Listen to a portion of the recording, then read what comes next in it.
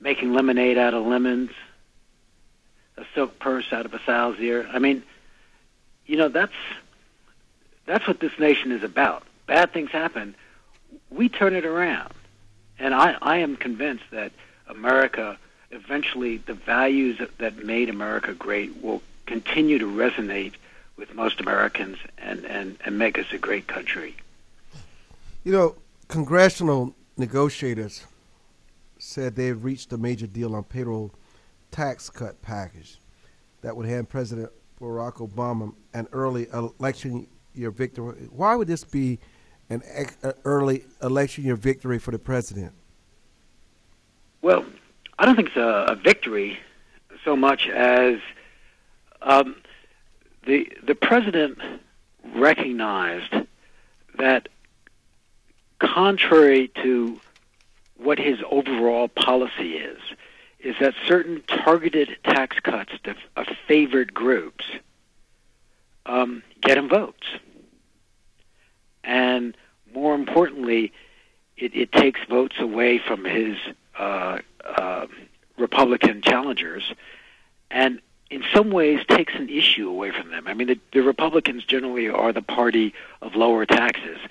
And interestingly, the president has been able to reposition himself and the Democrats as the ones who want to cut taxes, and the Republicans as the ones who don't want to cut taxes, even though if you look at the overall policy, the Democrats want to raise taxes and the Republicans want to cut taxes.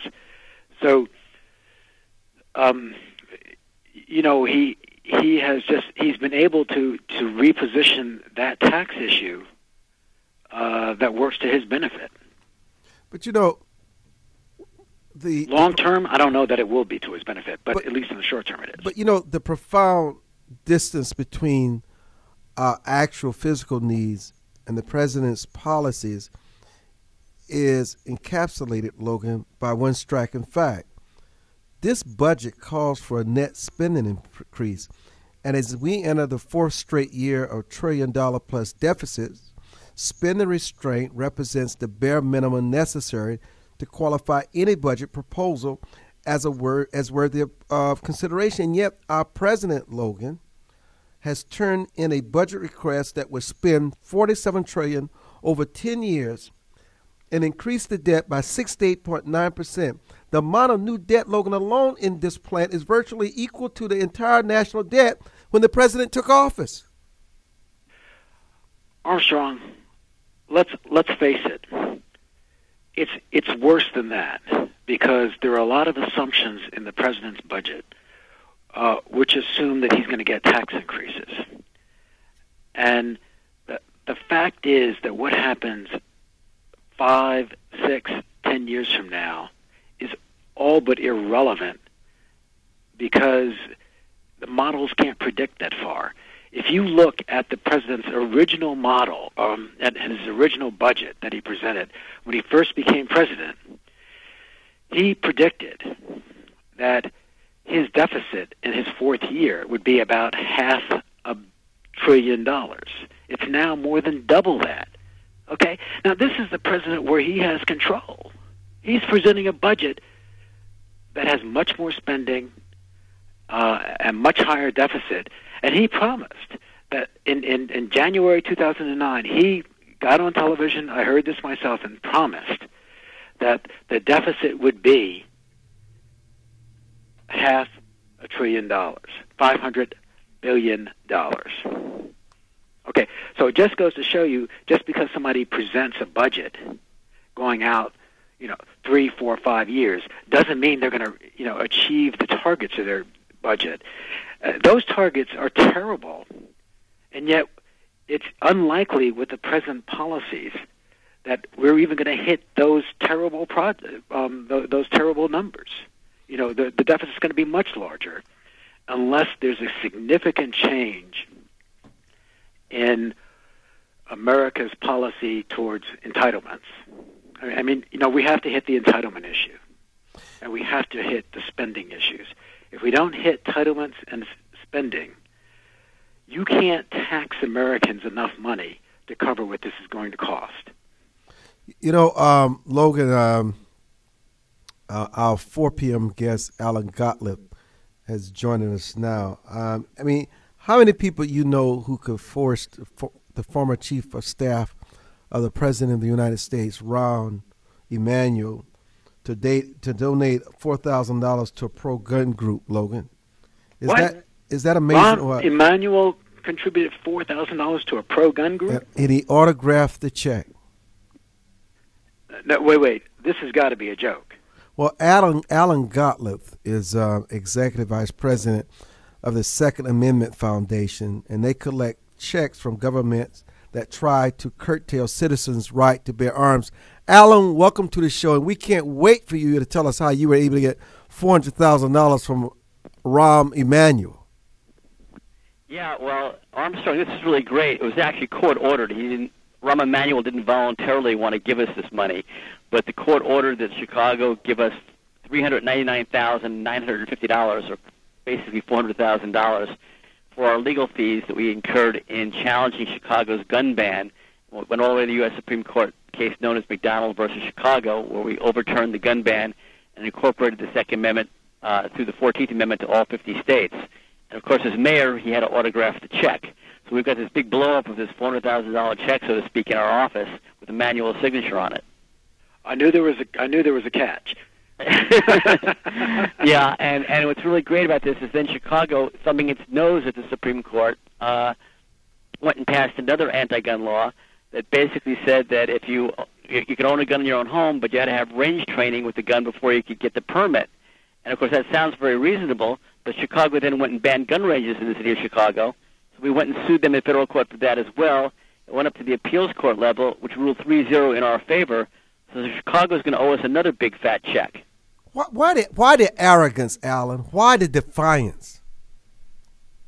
I have absolutely no idea. But these people, while they hate firearms ownership, it reaches a point of lunacy when they're wasting taxpayers' dollars like this to keep going, end up going back in court with us and losing.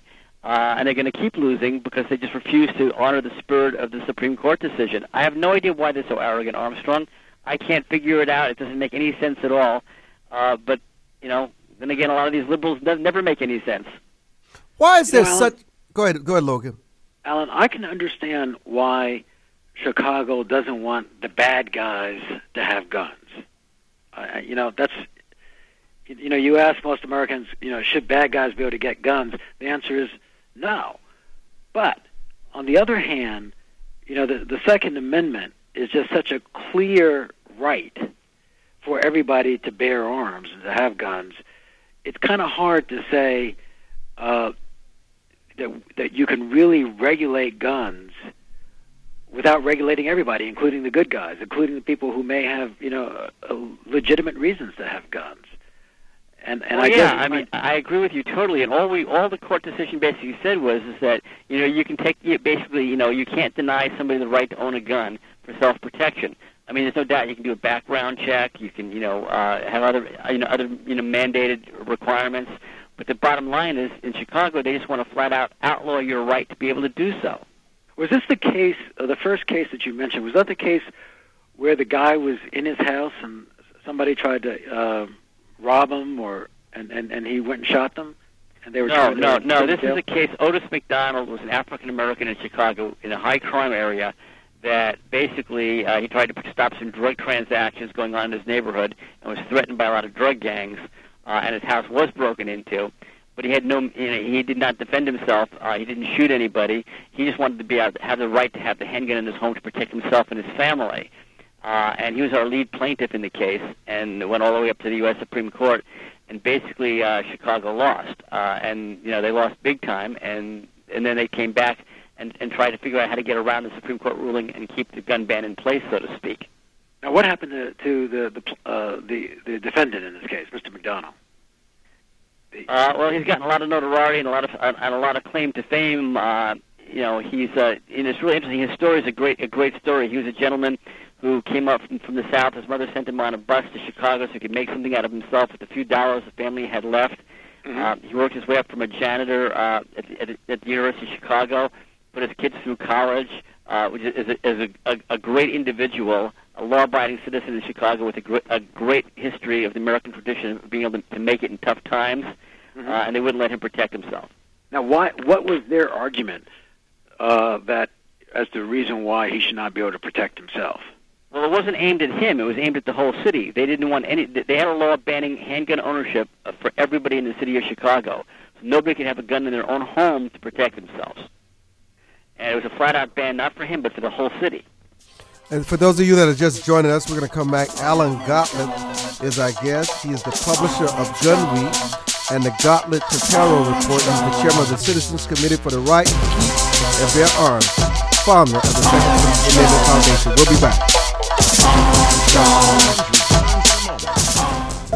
For more information on the Armstrong-Williams Show, please visit our new website at www.rightsidewire.com.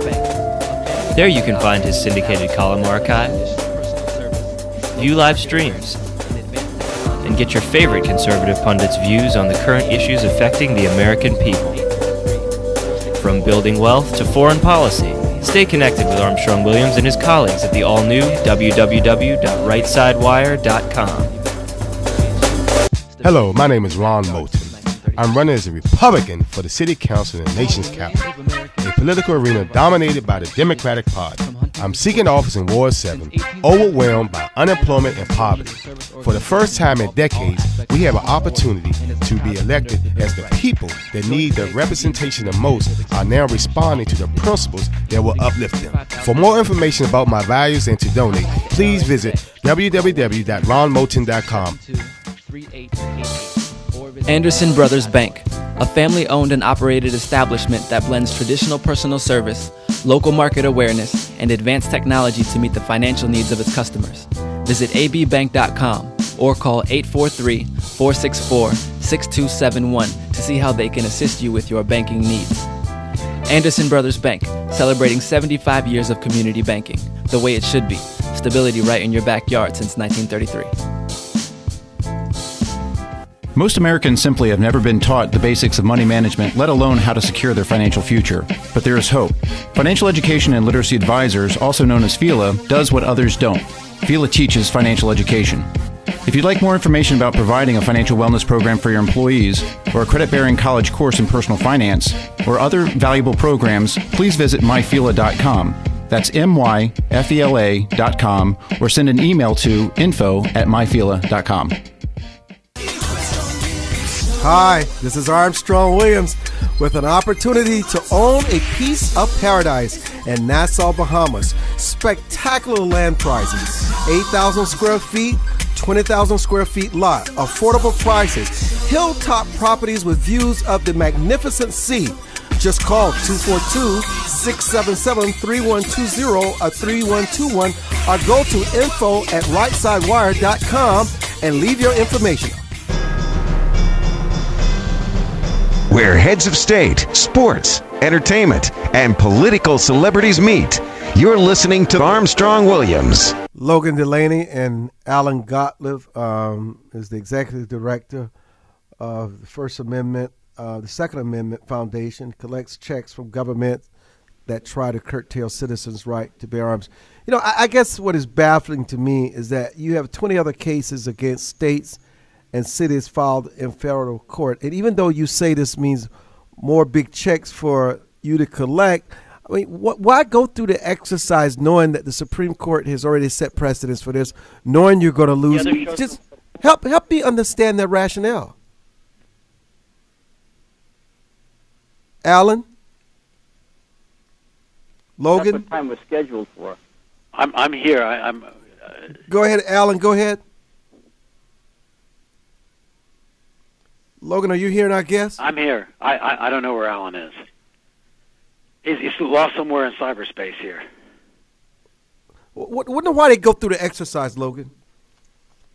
Why do states go through this exercise? Yeah, why? Knowing they're going to lose. You know, that's an interesting question. There are a lot of things that legislatures do trying to push the envelope of the Constitution.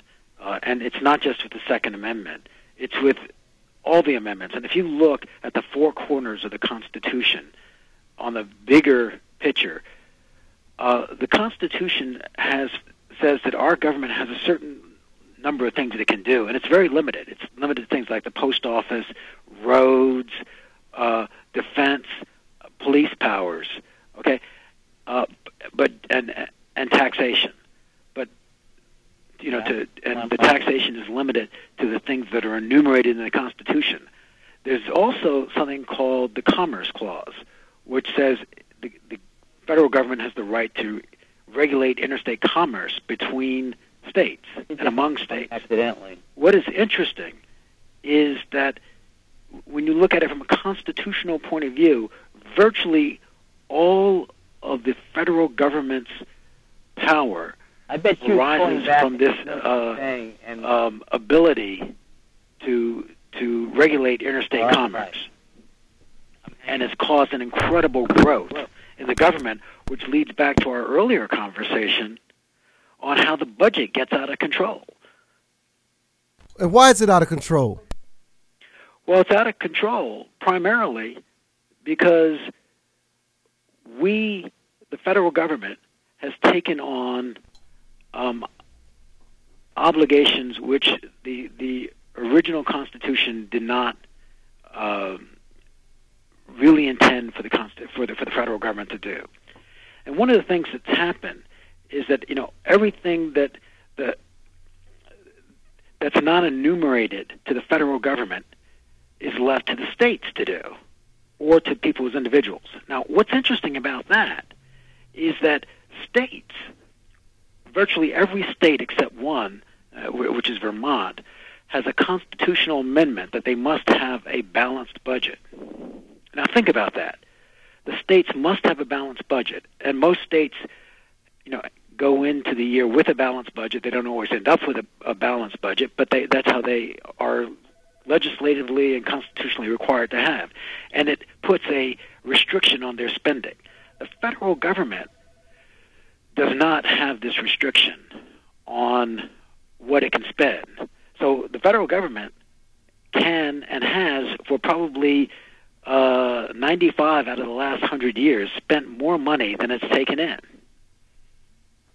Now think about that. There have only been, a half dozen or so years over the last 100 years where the federal government has spent more money than it's taken in tax revenues. And the reason is we don't have a constitutional amendment that says the federal government must have a balanced budget. Yet, virtually every other institution in America, all the state governments, all the city governments, are all subject to fiscal constraint and having to provide balanced budgets. The private sector must have a balanced budget. Charities must have a balanced budget. Okay? The federal government is the only major institution that doesn't have to have a balanced budget. And the reason for that is A, we don't have the constitutional constraint, and B, the federal government can print money. As you share that with our audience, I was thinking back to when we were discussing the president's budget.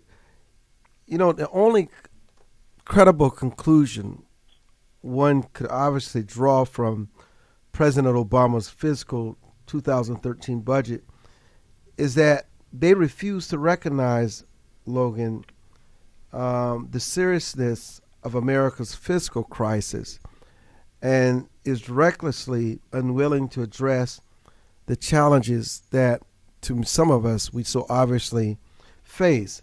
There's just no other explanation short of sheer political calculation for proposing a budget that simply increased spending, taxing, and borrowing. And the White House claims $4 trillion in deficit reduction over a 10-year period without any feasible path to paying off the debt over time. This supposed, Logan, that $4 trillion does not even cover the debt accumulated on the president's own watch. The president proposes $1.9 trillion in new taxes on hardworking taxpayers and small business owners. Those are the job creators across this country who are already trying to figure out how to weather the discomfort and financial jeopardy posed by the president's other major domestic pursuits, such as his health care law and onerous regulations. Armstrong, no matter what your politics are, it's very hard to argue against a balanced budget. If you want to have a welfare state where you're taking money from the rich and providing services to the poor, and majority of Americans want that, that's fine. But they should pay for it. They should realize that it has to come with a cost, okay? And the cost is higher taxes. The cost cannot be that we take on additional debt that our children have to pay. Otherwise, we become a failed economic society like Greece, okay, where half the people in Greece end up working directly or indirectly for the state, and yet they've been borrowing money, and they have now reached a point where they can't pay off their debt obligations. The only way they're going to pay off their debt obligations is if their creditors basically take a haircut on their debt, which means nobody in their right mind would lend Greece money, and to solve their problems. I mean, you got to be crazy to lend money to somebody who can't balance a budget, can't balance a checkbook. While this president's preference for higher taxes on small businesses is destructive to the nation's economy, it is his reasoning behind them, Logan, that is destructive to the nation's character. I mean, the White House does not have a tax plan. It has a campaign strategy that divides the American people. This classic ridiculous warfare. Its goal is not to make the tax code efficient and competitive for all Americans. It is focused on making it more distorted, less efficient, and less pro-growth for the purposes of politics. Well, look, President Obama has unapologetically said that he thinks the wealthy should pay more taxes because it's the right thing to do. That has nothing to do with... As if that's supposed to make us feel good. It has nothing to do with solving the budget problem. It has nothing to do with improving the economy. It has nothing to do with helping people, who are in the bottom quintile of American income. Okay? It's just the right thing to do. There is a certain politics of envy and jealousy, and if I'm really cynical, it's a way that the political class uses other people's money. In other words, the people who are in the top 10%, they take their money and distribute it to their allies. Hold that point. Let's go to Jerry. Allies. Jerry has a comment. Go ahead, Jerry. Jerry? I don't know why it's taking us so long to hear our callers here today. Caller, you there?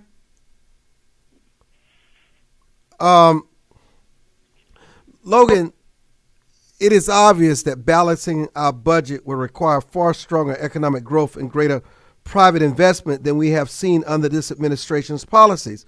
The president's budget undermined growth by pulling more money away from American small businesses and families while endorsing a more intrusive government than the one we currently cannot afford. Then there's Obama's predictable and shameful approach to the future of Medicare.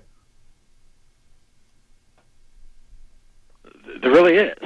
It's funny, Armstrong, last night I was having dinner with a former partner of mine, and, we were talking about Medicare, and he's telling me how, as a Medicare recipient, now this guy, at one point was in the top 1% in terms of earnings and wealth. I don't know what his earnings and wealth are now, but he says he and his wife go to the doctor all the time because it doesn't cost them anything. Basically, they go for free. And he said it's sort of amazing that he's got a lot of friends, older friends, who just, who basically, the least little sniffle will go to the doctor. Now, you got to have some skin in the game in order for Medicare or any kind of medical policy to work. If you don't have any skin in the game, there's no such thing as free products and free services. Somebody has to pay, and the question is, if you provide services for free, then everybody will demand it. Logan, You'll hold get that. much more than you need. Hold that thought. This is Armstrong Williams. Call us hopefully when we get back on the other side of the break. We can hear you. We'll be back.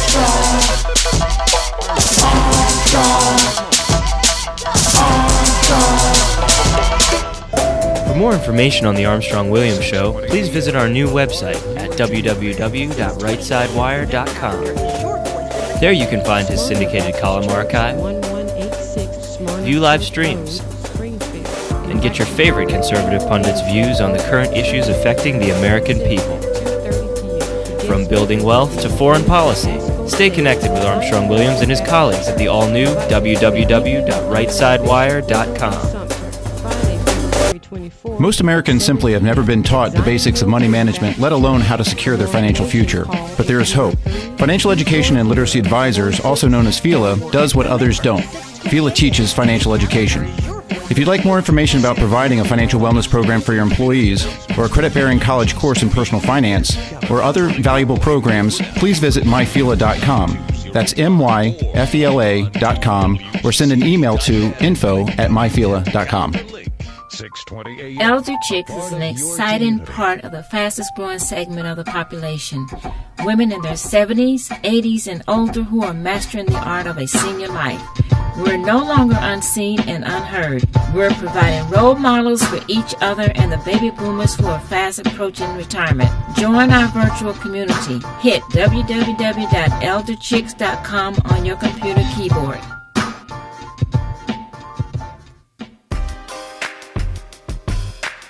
Join the millions of Americans who pursue one of our country's finest traditions, from hunting to sport shooting. Since 1871, the NRA has grown as a service organization involved in all aspects of shooting sports and is a proud defender of the Bill of Rights. Join today to begin taking advantage of exclusive membership offers and discounts, including up to $25,000 in insurance coverage. Contact the NRA today. Call 1-800-672-3888 or visit nra.org. To travelers along the road of life who have fallen asleep at the wheel, to the many who woke up in time to avert disaster and get back on the righteous path. For the ones who crashed and survived and now adhere vigilantly to a virtuous and righteous path. Finally, Armstrong Williams' much-anticipated new book, Reawakening Virtues, gives his insights into these daily challenges and much more. Reawakening Virtues is available in bookstores and at Amazon.com.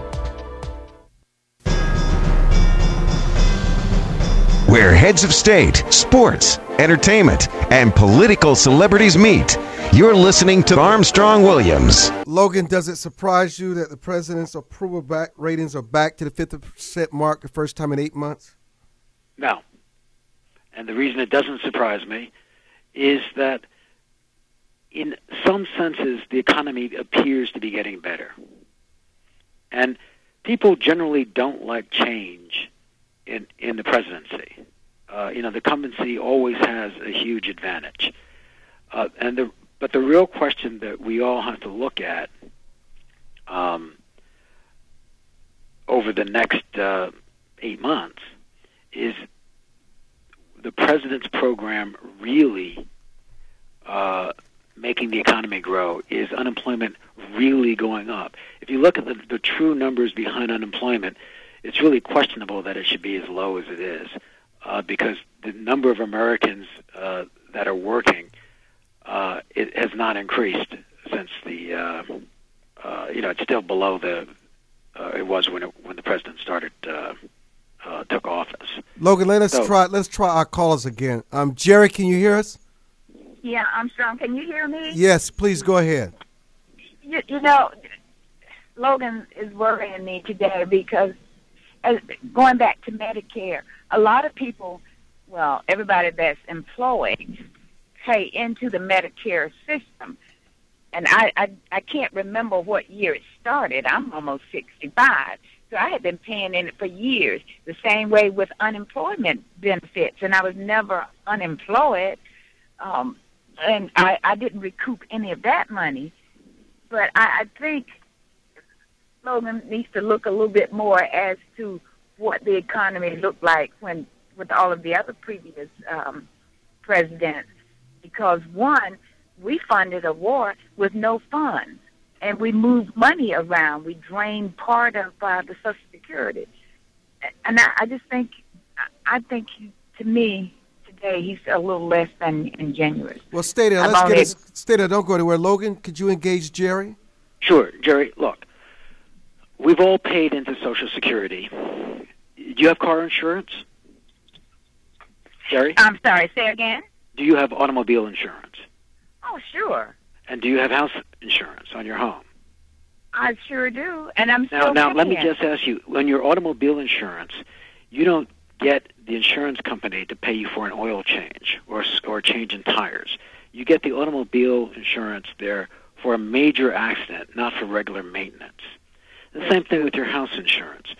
You know, if you have a minor problem that costs you a few $100, you take care of it. You don't go call your insurance company to take care of that. And the purpose of insurance is to take care of catastrophic issues that would bankrupt you. So if you have a major case, what's that?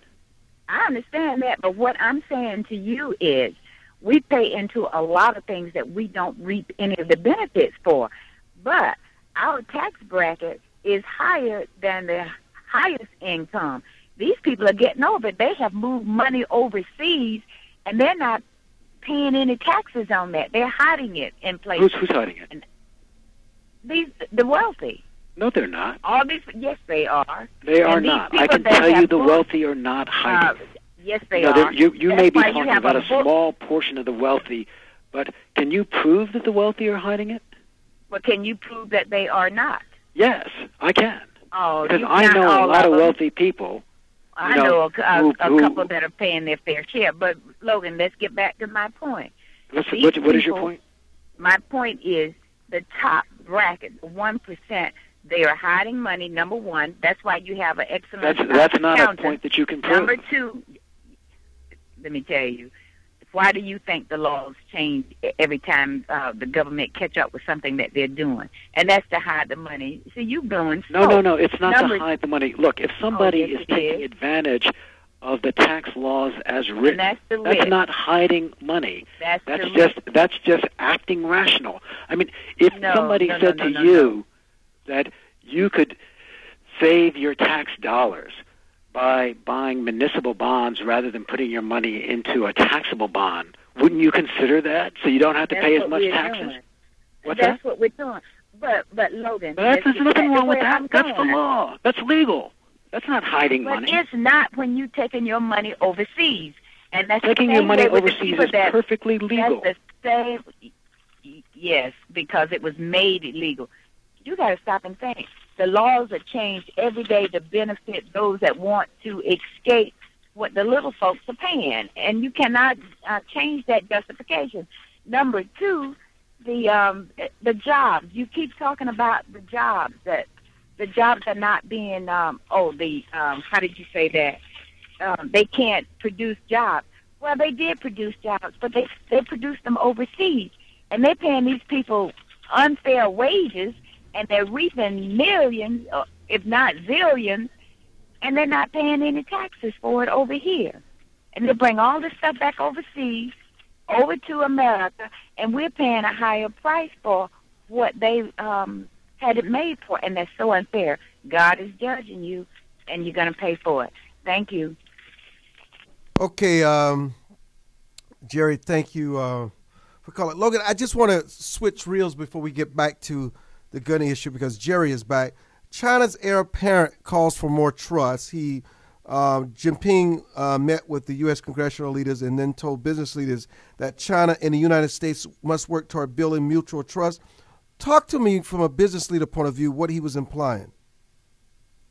Well, look, the Chinese have a very different business culture than Americans. In America, our business culture is principally based on the rule of law and enforceable contracts and property rights. In China, their business culture is more based on personal relationships and relationships that you've had for a number of years. Your contracts, may or may not be enforceable. The property rights are a little more amorphous and less well defined. Okay, so the Chinese and the United States have very different views as to what the cohesive forces are that make their business communities work. Now, we have, over the last 20 or 30 years, we have been finding ways to merge those business relationships, and the Americans understand the Chinese culture more, and the Chinese understand the American culture more. And in many ways, the Chinese are making certain reforms in their own society that conform to international contract law and property law. But having said that, in the Chinese world, relationships are everything, and you build relationships by knowing somebody and dealing with them in small steps over time, and you build trust. And that's not going to change anytime soon, because that is seriously implied here in the U.S. culture, because they said we need to make more important efforts toward mutual understanding and strategic trust. He was defending China's economic policies that have been labeled unfair by the U.S. government, and China has faced accusations of manipulating its currency by keeping the yuan low, which makes Chinese goods cheaper. And China has been taking measures to increase imports by the U.S., the leader in waiting said, pointing out that China has allowed its currency to rise. Do you think they have allowed this currency to rise, Logan? Well, as a practical matter, the Chinese currency is about 10% more expensive than it was a year ago. People would like to see that currency increase even more, and it will increase over time. The market will take that Chinese currency up. Even the Chinese, with all the foreign currency reserves that they have, can't hold the yuan. They can't keep it down. Not forever. Not for very long periods of time. So it will continue to increase, and we've seen it increase probably about 25% over the last 4 or 5 years. Now, one of the other things to remember about China is that only about 20% of China's economy is capitalist as we know it. The other 80% is basically state-run, state-owned, state-controlled. And they certainly don't have a liberal democratic government. It's basically a dictatorship of the Communist Party. Now, right now, the people running the Communist Party have a, relatively speaking, benevolent attitude towards capitalism and the world, and world affairs. They want to fit in with the world economic order. Will that continue or not? I don't know. But what I can tell you is that the Chinese have some very difficult demographic problems coming up, and we don't know how they're going to solve those problems. One of the demographic problems is that they have about 30% more males than females. The second demographic problem is that the one-child policy means that for the last 30 years or so, they've had very few births. So there are not enough working Chinese coming up in the next couple of decades to take care of all the Chinese that are going to be retired. So there are some major issues coming up there that are going to affect that economy. And there are other issues as well, but we won't get into those. These are just some of the demographic issues that they're going to have to deal with, and how the Communist Party deals with that is going to have a great impact. Well, when we come back, we're going to talk more with Alan Gottlieb. Alan is a nuclear engineering graduate of the University of Tennessee and has attended the Institute of Competitive Political Economic Systems at Georgetown University. We'll be back.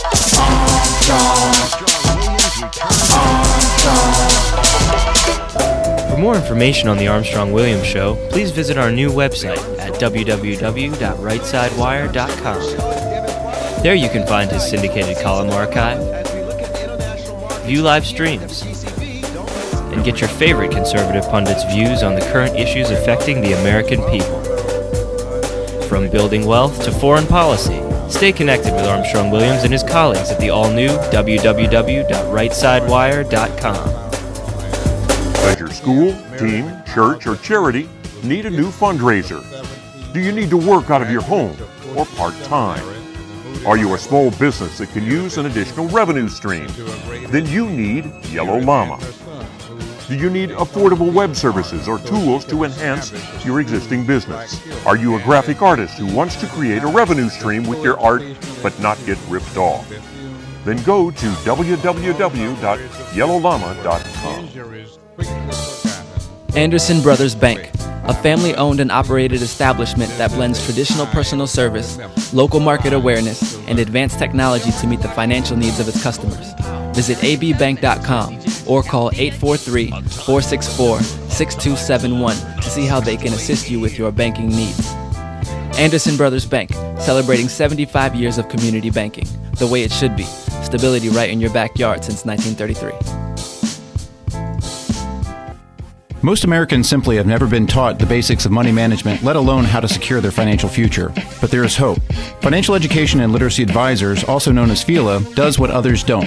FELA teaches financial education.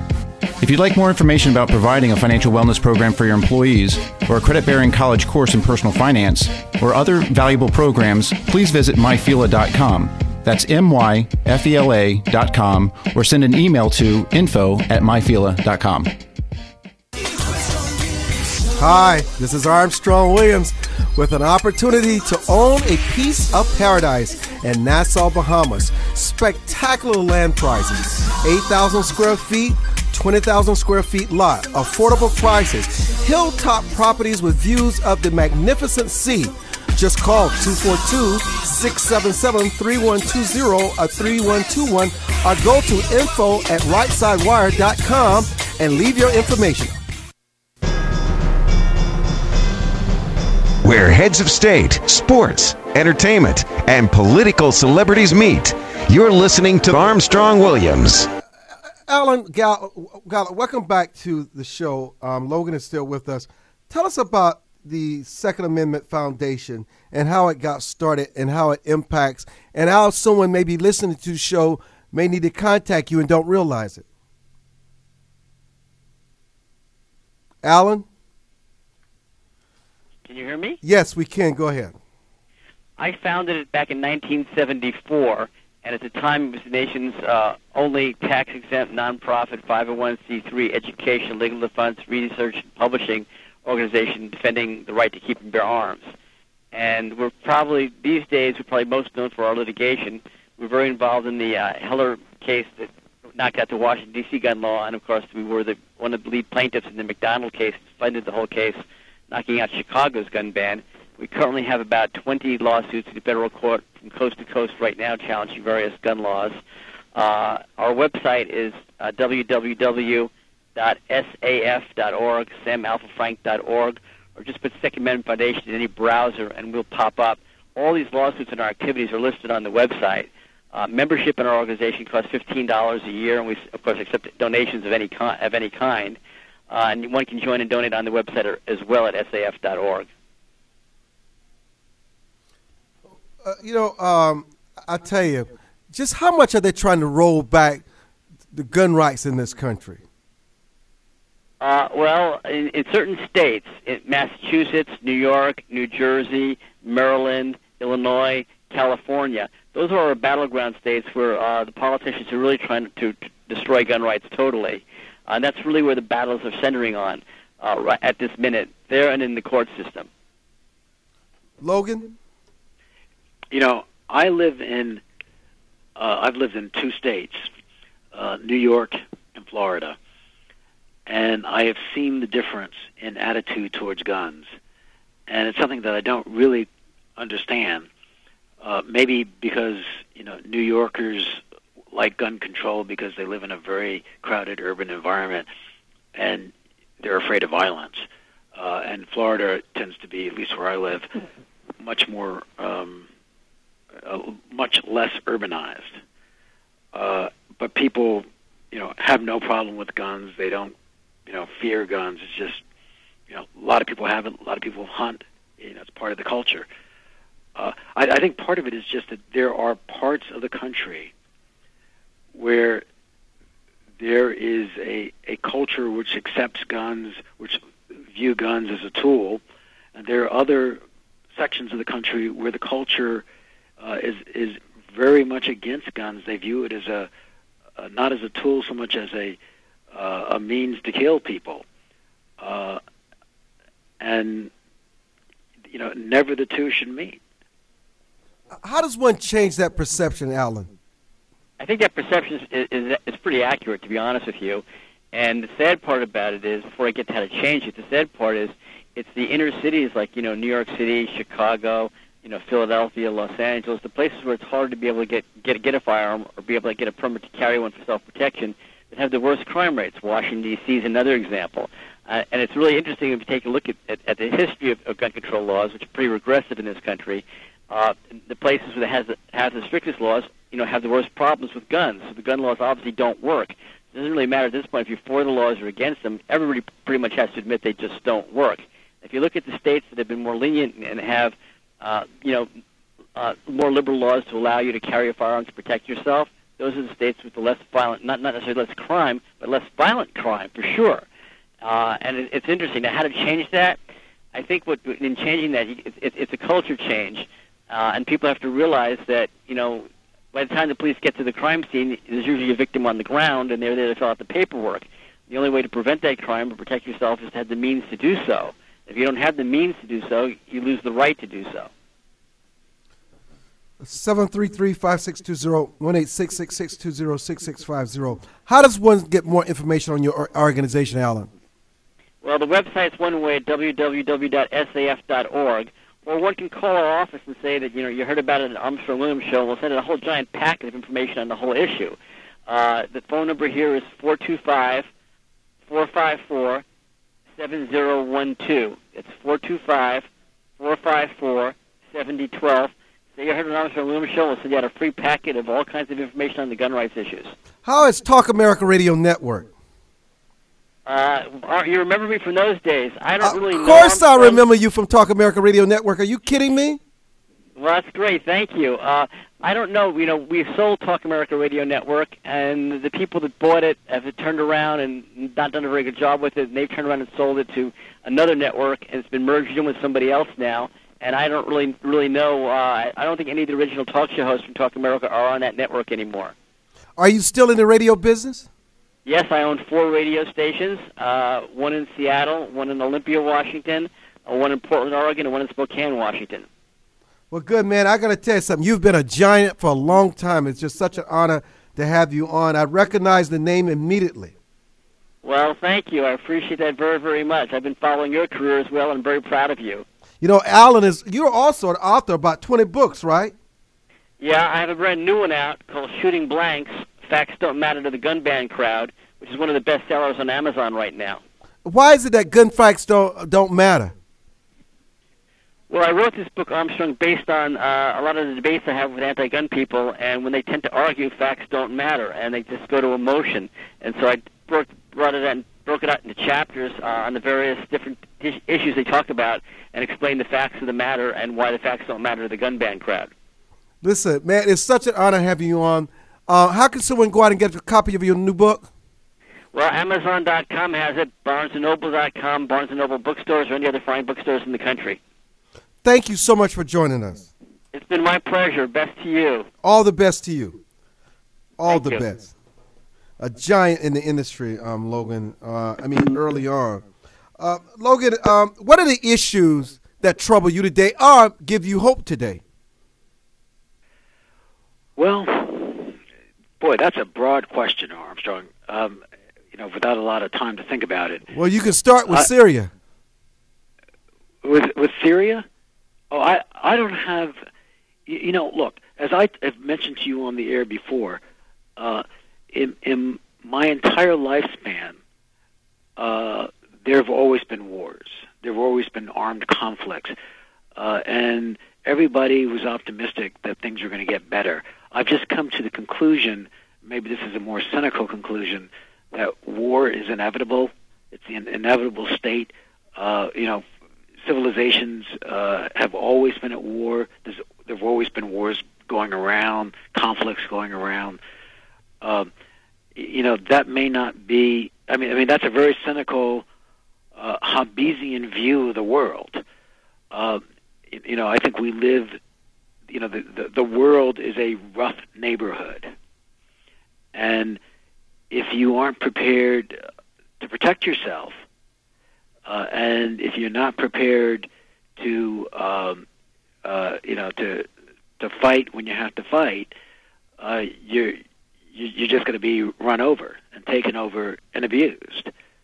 So I look at the situation in Syria of what's going on in the Middle East, and I said, I don't know how that situation is going to be resolved in a way that's going to be satisfactory, because you have to be careful what you wish for, because our enemies are actually working with the Syrian rebels. Our enemies being Al Qaeda, and Al Qaeda is saying, hey, look, the fundamentalists should really support the rebels in Syria. And when you think about that, and you look at what's happened in Egypt with the Muslim Brotherhood, which is radical Islamic, when you look at what's happening in Libya with the overthrow of Gaddafi, you have to say, once again, be careful what you wish for, but it's unlikely that you're going to get secular, liberal, democratic regimes coming out of this Arab Spring.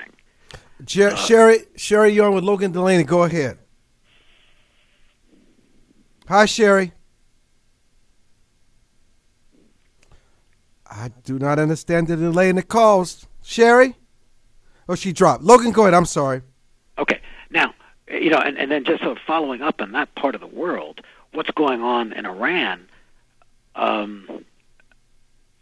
have to believe that we are as close to a conflict between Israel and Iran as we have ever been. And I don't see any way that the Israelis can let the Iranians get an atomic bomb, because the Iranians and the leadership, not the people, but the leadership of Iran has said that they want to destroy Israel. And I don't think the Israelis are prepared to have another Holocaust, and they're not going to take that risk. Now, looking at all that situation in that part of the world has incredible geopolitical implications for our country, because obviously if Israel gets into a conflict there, it's just unlikely the United States is going to stand by. And if the United States gets involved in this, do we have a situation like there was in World War I, where there are treaties and obligations, and we end up with a world war? Logan Delaney, my brother, my friend, our guest commentator. It's always a pleasure talking to you. We always look forward to having you on. We want to thank our earlier guest, Alan Gottlieb, and our callers. Thank you so much for joining us for this edition of the Armstrong Williams Show. www.livestream.com/. For more information on the Armstrong Williams Show, please visit our new website at www.rightsidewire.com. There you can find his syndicated column archive, view live streams, and get your favorite conservative pundits' views